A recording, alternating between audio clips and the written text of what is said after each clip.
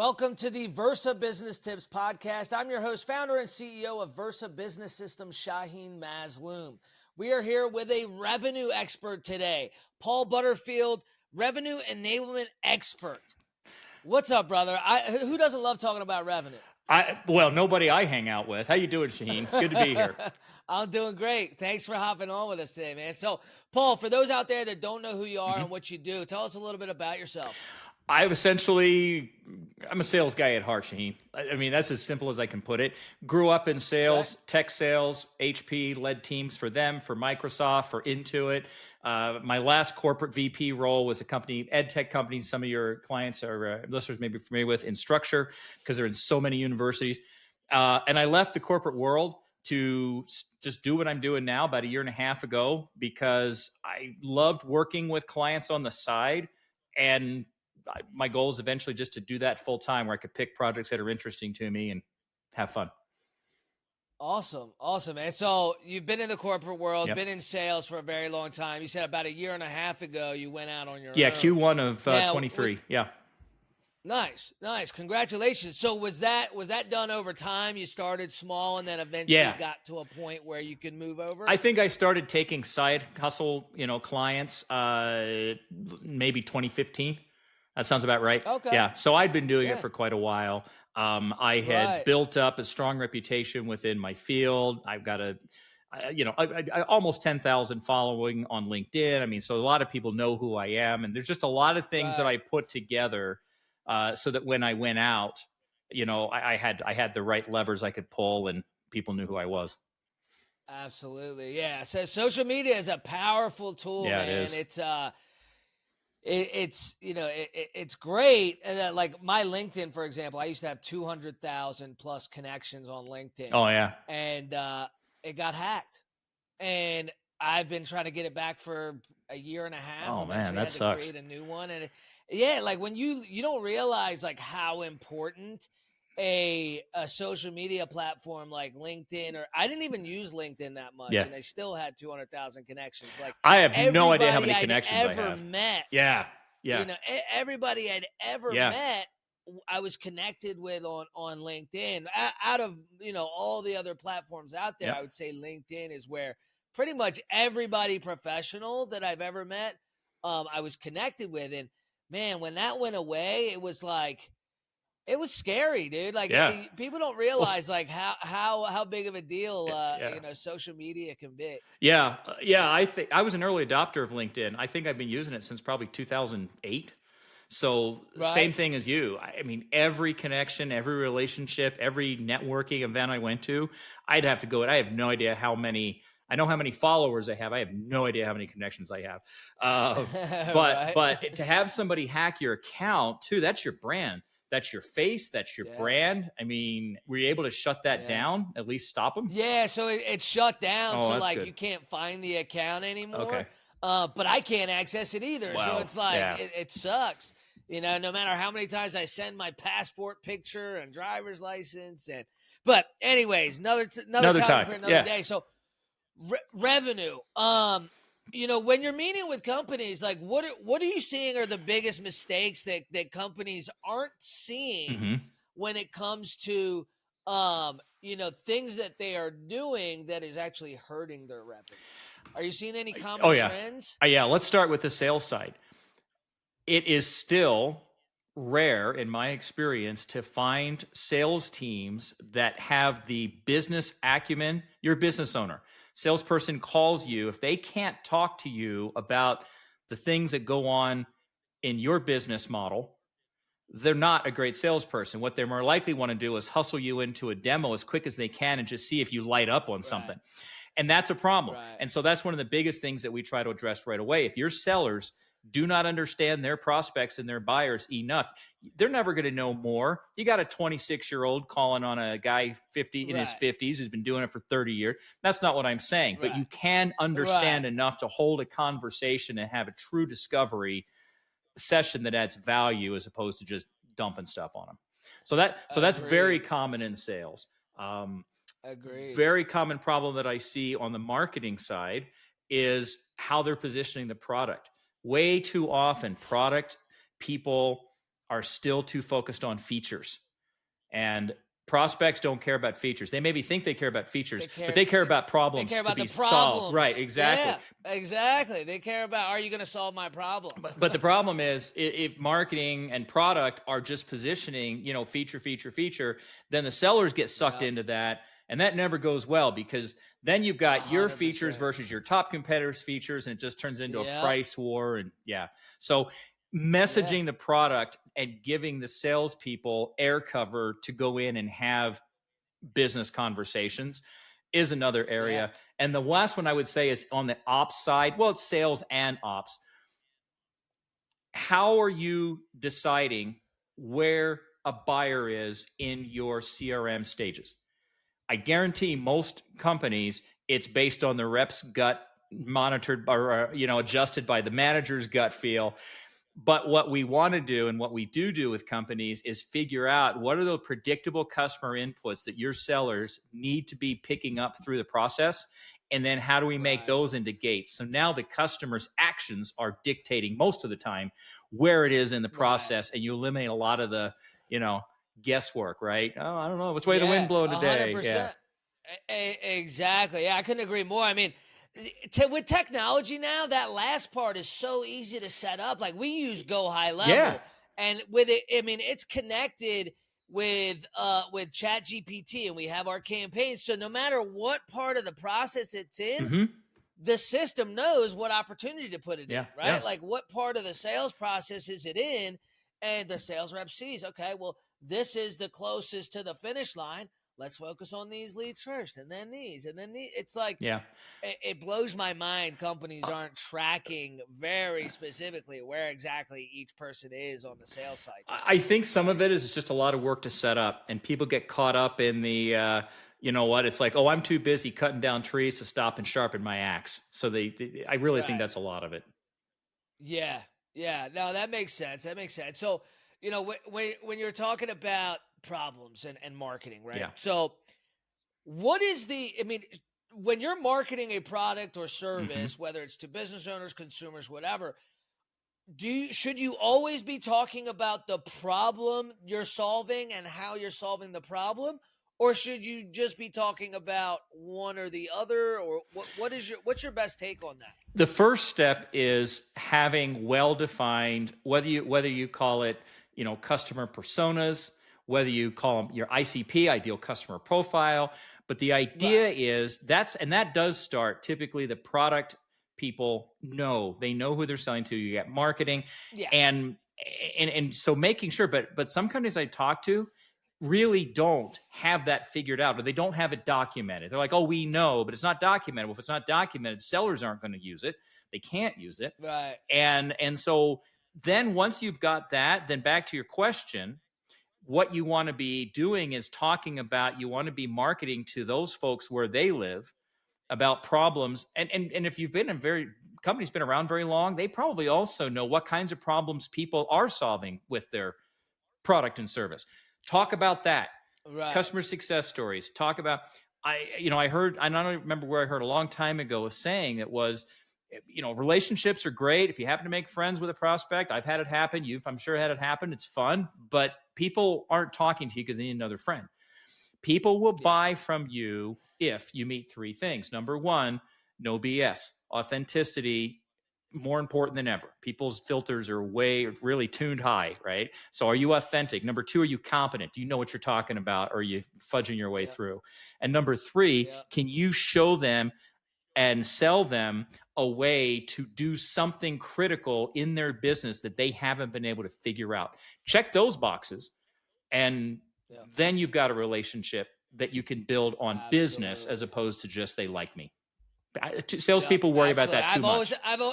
100%. I've always told my sales guys there's three reasons why people don't move forward with you. They don't like you, they don't trust you, or they don't understand the product and the problem itself. Yeah, they don't see a return. Nobody's got extra money to burn. Got to see a reason it's going to help me. As long as you've got those three things, you've got a customer. Unless you're selling Lambros, then that speaks for itself, right? There's certain things if you're selling, they speak for themselves, but most of the time you got to show a customer. Exactly. Yeah, 100%. 100%. Yeah, you've got. But I mean, the same could be said for for Lambos too, though, right? Like, you've got a Lambo, or you've got a Ferrari, or you've got a Bugatti, or there's many other areas you can go. That's like fair. Why the Lamborghini over this, right? Why is the Lamborghini going to make you feel like you got bigger things between your legs than a Ferrari? Yeah. You know what I mean? I'll tell you what, totally off the topic, but the thing I have yet to understand is the Lamborghini SUV. Do not get that. I mean, they're pretty like looking, but it's like, I guess. Yeah, but it's like, that's not why people usually at least want to buy the supercar. They want to. I don't understand that either. But it's funny though. People also don't understand the 4-door supercar. Like, and that's what I have. I've had a GT63. I'm on my third one now over the last 4 years, and I love it. I mean, it's almost 1,000 horsepower, and it's a 4-door sedan. Yeah. It's just blah, blah, blah, blah, blah, really loud, and people are like, "What? That's coming from that car?" Yeah. And man, it's just comfortable. It's heavy. Like, I love it. But then you've got the smaller version. It's sexier. But it's not any faster. It's a lot smaller. You're kind of crouched in a little bit. But anyways, so. Back to the topic. So we discussed, your marketing. You got to talk about the problem, the problems that you're solving, and oftentimes I think business owners don't even realize that they're having the problem. So you've got to really show them that they are, especially outbound. Problem, right? They weren't even thinking about it when they decided to pick the phone up and talk to you. So, exactly. Yeah. And I think people forget that a lot. Is if you're cold calling, especially, or you're popping into a business, like, you got to talk about the problem. You do. They weren't thinking about that problem. They might have been thinking about 20 other problems that they had, but most likely they're not thinking about what you're, the problem that you're solving right then and there. Now, another thing with after the marketing is now the sales process. Right. So in customer engagement, making it easier for a customer to do business with you is probably the most important thing, right? Don't make it hard for the customer to do business with you. But 2, how important is taking the time to build the rapport and really understand that customer and their business in the beginning versus doing it over the sales cycle? Well, so in my mind, I separate, just to say, I don't know how everybody defines rapport. To me, some customers want to develop rapport. Some customers are all business, and you're just gonna irritate them if you try to do the rapport building. So you got to get good at reading the room or the Zoom, whatever it is, right? Yes. But here's what I say a discovery meeting needs to be. At the end of that discovery meeting, you need to have uncovered with them, because you don't tell them that nobody wants, even if you're right, nobody wants to be told how to run their business, right? But you need to have helped them see for themselves, is there a problem that you can help them with? And what is the potential good, what are the potential good effects, positive revenue, whatever it is that they think, not you, that they think they would see if they could solve that problem. Now, you've done 2 things. One, you've got them thinking differently because they shouldn't feel sold to, because you're not trying to sell them. You're trying to help them figure out if they're even investing their time wisely talking to you. But here's the other thing. Bad news early is good news. Don't let crap in the top of your funnel. That is helping you save time and effort. Now, I get it. If you kick something, you DQ something out of your funnel, you got to go find something else. And if we're all honest, pipeline reviews are mostly about getting the boss off my backside for another 2 weeks or whatever it is. Exactly. But if you know that you're not going to close it, eventually it's going to catch up to you. You're going to miss quota. So bad news early is good news. And really good discovery, you'll DQ stuff. I mean, you part friends, but most people respect that. If you tell them, look, that's not something I can probably help you with. This doesn't make sense for you. Right. Exactly. Yeah. We turn business away all the time. Like, if this isn't going to help you, why are we like, I don't want to waste your time. Right. I'm going to try and sell you something that you don't want or need and isn't going to help you. Exactly. Neither one of us any good. I'm sure you know the old saying, some will, some won't, so what? Move on. Yeah. Yep, exactly. I mean, the short answer of what you're saying is, the questions matter, right? The questions that you're asking. It's the questions. To your prospects. Yeah, and like I say, to me, it's the business acumen of actually being able to talk at that. I mean, you probably read it years ago, like I did, Challenger sale, right? And I don't have any stake in Challenger, but that's one of the best illustrated examples in a book I've seen of the kind of discovery that I try and educate sellers and selling organizations to use. One of my favorite lines in that chapter, one of the chapters there is, if at some point in your discovery meeting, the prospect doesn't look back at you and say, I have no idea because I've never thought about it that way, you missed an opportunity. You want to get them thinking differently than when they met you. Yes, 100%. It's I've always been told, like, even when I first got into B2B sales 20 years ago, I guess maybe not 20 years, 18 years ago. But when I first got into sales, they always said, you're showing up to a gun battle. If your clip is empty, you don't stand a chance, right? So the more questions you ask, the more information that you can get from your prospect, the better chance. It's ammo for the gun. Every piece of ammo that you have is a better chance that you're coming out of the other end alive. Totally agree. And it's not just the questions that they're asking, but it's how they're asking them as well. Yeah. Like, do you actually give a shit? Exactly. You know what I mean? And make it conversational. Nobody wants to play 20 questions with you. Right? You got to find a way. I mean, that's brutal discovery. What's your name? Yeah. What's your favorite color? And please, 100%. If you want to have me stop listening to anything else you say when you call on me, ask me this question: what keeps you up at night, dude? Do your research. My career is an open book.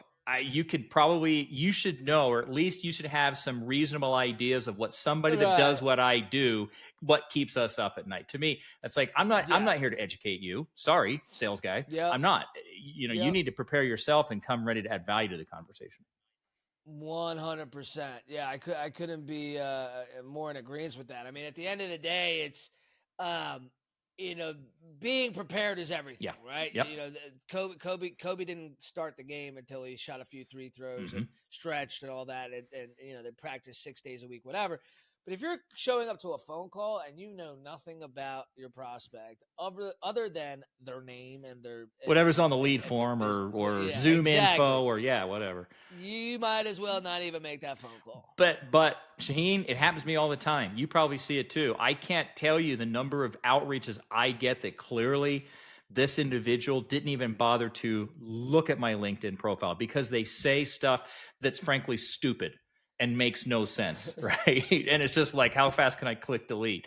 But it's sad because on the other end, you've got a human being who's, trying to make a living selling, but they just either don't know or aren't invested enough to do better. I don't know what it is. Yeah. But that's what I want to do. I want to come in and help sales organizations get past all that. Yeah, 100%. So explain to me how that process works. So I own a business. I got 10 sales guys. We're like, look, man, I know we could do better. Yep. What does that process look like when you go into a business? And I mean, are we talking like we got to, hand you $100,000 check, or like, yes, how does it all work? Cash, actually, small bills. Okay. No. No, it's ones. It's when I go in and a company, the scenario you laid out, right? We know something's wrong. Maybe we're hitting our top line number. Like, this was a client I worked with last year. They were hitting their top line number, but the dirty little truth was only like 10 of their reps out of 60 were carrying most of that number. Over half their AEs were under quota attainment. And I feel like that's most companies, yeah, but these guys are even worse than others 10%. I've seen, because they had their top sellers hitting 200, 300%. So they were really covering up a lot of lost revenue. The problem is this company had been acquired by a PE firm. That PE firm is expecting 30% growth the first year. And you can't, a guy who's already hitting 227% of quota, you're not going to get much more out of him, right? So they knew they were in trouble, and they got to get the C players and the B players, either skill them up or get them out. So, but when I come in, typically what I'll do is they'll have an idea of what it is that's not working, but not why.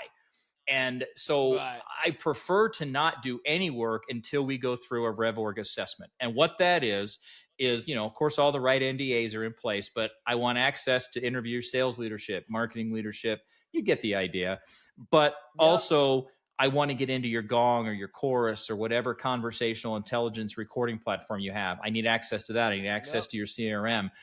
And I'm access to your sales messaging. If you've got sales training that you're doing, I want to review that. Yep. So it's just a matter of then going in and me getting a 360, and what comes out of that is an executive review with a full SWOT analysis. And you can't fix everything at once. So I focus on, here's your number one problem that can probably, this is going to have more impact than anything else. And then here's the next two things that you should work on, et cetera. So that's what I deliver to them. Sometimes they'll keep me around to do it. Sometimes they maybe haven't budgeted for that. But my goal is to give them enough that they can do it. I don't want to lock them in. Nobody wants that. Yeah. Here's like most that. of the information, but you got to pay me more money to get it all. No, that's not good. Oh, 100%. And I mean, and that's a given anyway. Yeah. So it's like, I think anybody can respect that. Like, hey, look, here's the information. I can implement it. It's obviously, if it's going to take a lot more time and effort on my end for me to do it all for you, obviously I'm going to need more for it. So, so the process starts with simple fact finding and seeing if it's a good fit for you. I sell the way I teach people to sell.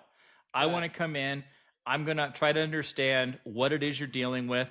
Say, for example, a company, their problem is that their product is just, behind, right? I can't fix their market conditions. I can't help them fix that, right? So we want to at least get a sense up front of, what is your problem? You got something here that can be sold. Yeah, right, yeah. But I just use that as an example. I mean, there are some things that there's nothing way I can't help them fix because it's beyond the revenue work.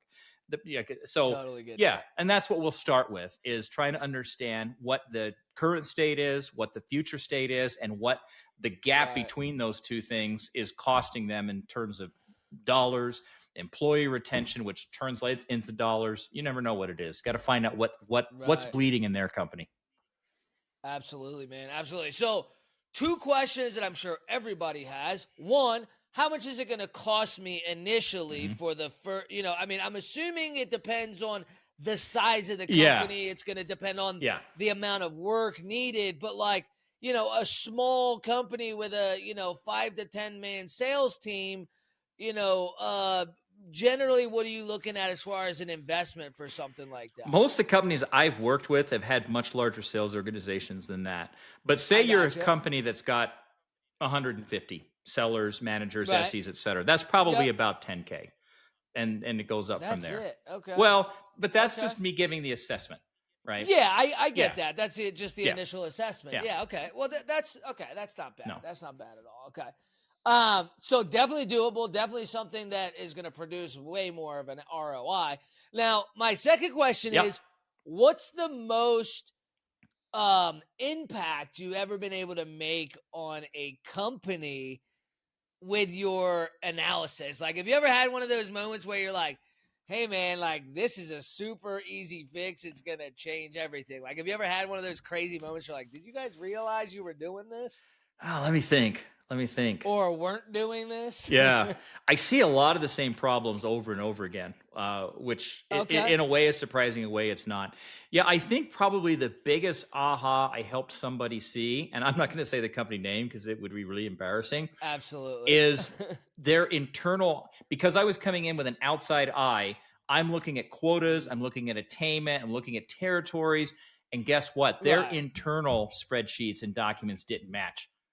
So the way they were tracking quota attainment and stuff like that, their internal data didn't match. And that was causing problems. And so I think in that case, it was just somebody coming in from the outside that's not in the weeds every day and looking at it and be like, wait a minute, these two things don't line up. I mean, that's the first thing I thought of. But honestly, when we get a good sales methodology in place and the sellers really internalize it and get used to it, they see more success, and that makes a big impact, not just for the company, but for people's lives. And that's the part I love. If you think about those times when you've been coaching somebody and you kind of see that light go off for them, and they're not doing it now because you're their boss. They're doing what you taught them because they're making money.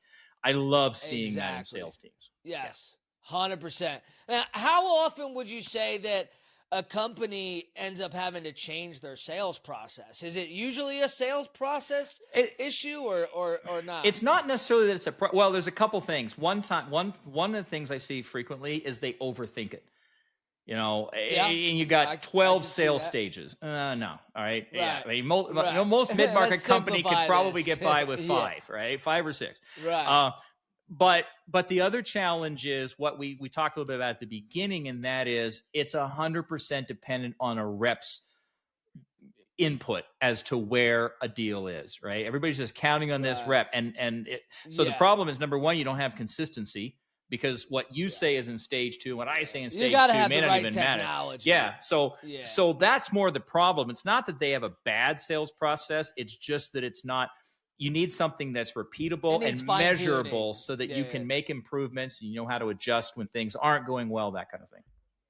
Yeah. So it sounds like a lot of the times it's just some fine tuning and tweaking that can really make a big difference. It can. A lot of times, the thing I talked about, though, where the salespeople don't know how to talk like business people, that's a bigger lift.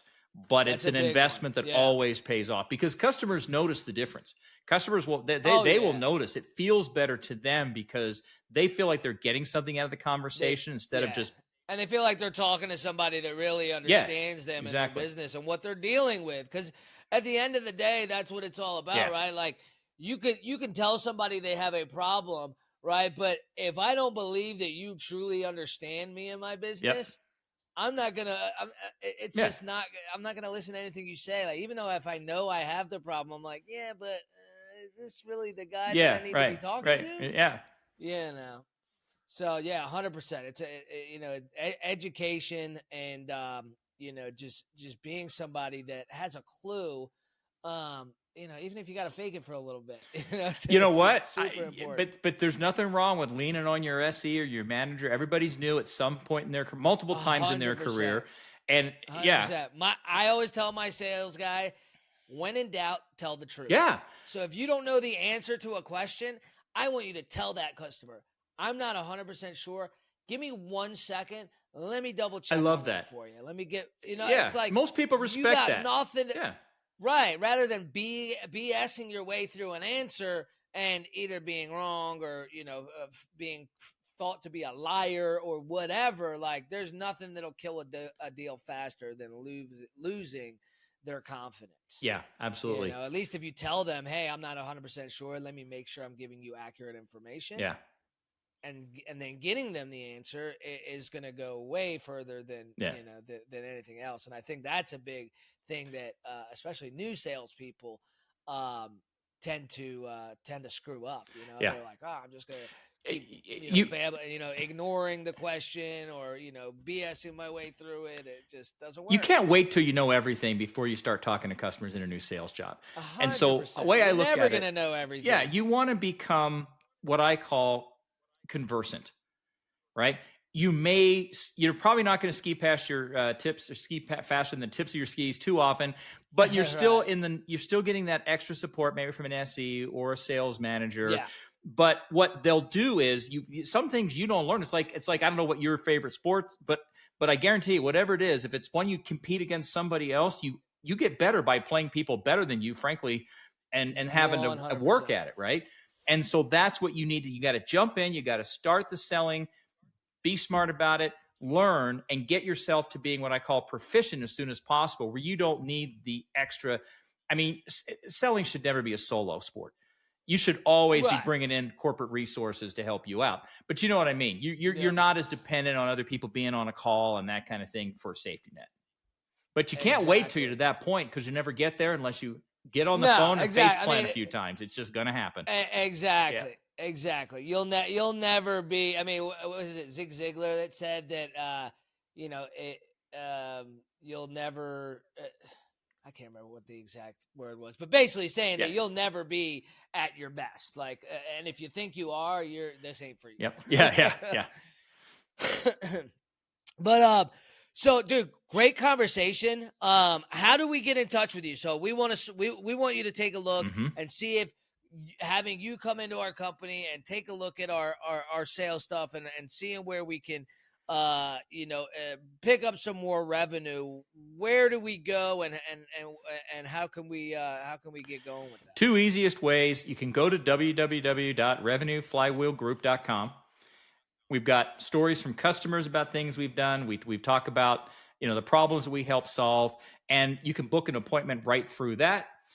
Alternatively, I'm active on LinkedIn, not hard to find. Connect with me. I keep my phone number on my profile and would love to have a conversation with anybody. So whatever they're more comfortable with. Great. So for all our listeners and viewers, they can get a free 15-minute consultation? I absolutely have no problem with that. Let's talk. Let's find out what you're dealing with and figure out if there's even something I can help you with. But if nothing else, I'll at least try to send you away with some insight you didn't have when the conversation started. Awesome. Super valuable. I appreciate your time tonight. I can't wait to see where this conversation goes in the future. I'm definitely going to take you up on that because it doesn't make sense not to. So I appreciate it. All right. Thanks, Shaheen. Thank you, Paul. You have a good night. You too.